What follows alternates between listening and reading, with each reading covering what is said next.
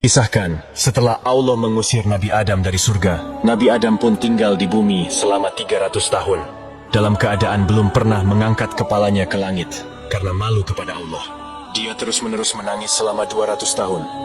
Dari air matanya, tumbuh menjadi rerumputan, dan menjadi minuman burung-burung dan binatang-binatang liar.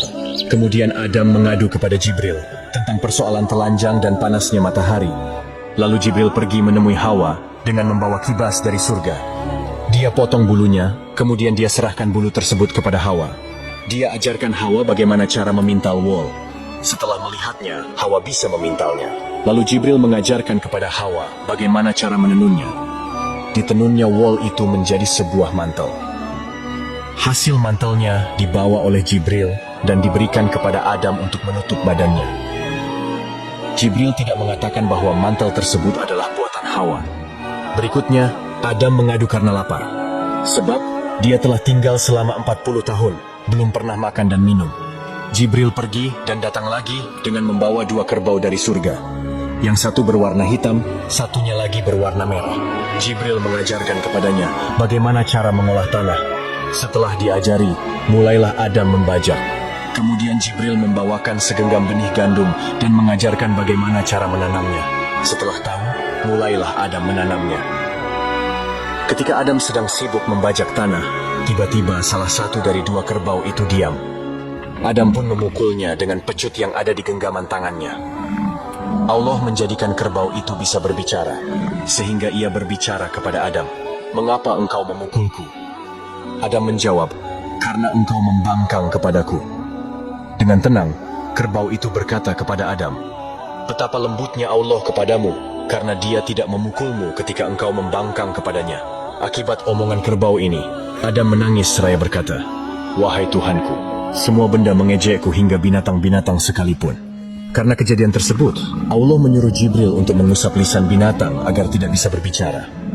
Dahulunya, sebelum Adam diturunkan ke bumi, binatang-binatang bisa berbicara. Setelah Adam menanam, seketika itu juga gandum itu tumbuh lalu bertangkai, dan pada hari itu juga berbuah. Kemudian Adam diajari bagaimana cara memanennya. Setelah tahu, dia mulai memanen, menebah, dan menampi di udara. Adam berkata kepada Jibril, "Apakah aku sudah bisa makan?" Jibril menjawab, "Sabar." Kemudian Jibril mengambil 2 buah batu dari gunung. Kemudian dipakainya batu itu untuk menggiling sampai gandum itu menjadi tepung. Adam berkata kepada Jibril, "Apakah aku sudah bisa makan?" Jibril menjawab, "Sabar." Lalu Jibril pergi dan membawakan sepercik api dari neraka Jahannam setelah merendamnya di dalam air sebanyak 7 kali. Sebab, kalau tidak direndam, tentu percikan api itu membakar bumi dan makhluk yang ada di sana. Kemudian Jibril mengajarkan kepada Adam cara membuat roti. Setelah tahu, mulailah Adam membuat roti. Lalu Adam berkata kepada Jibril, "Apakah aku sudah bisa makan?"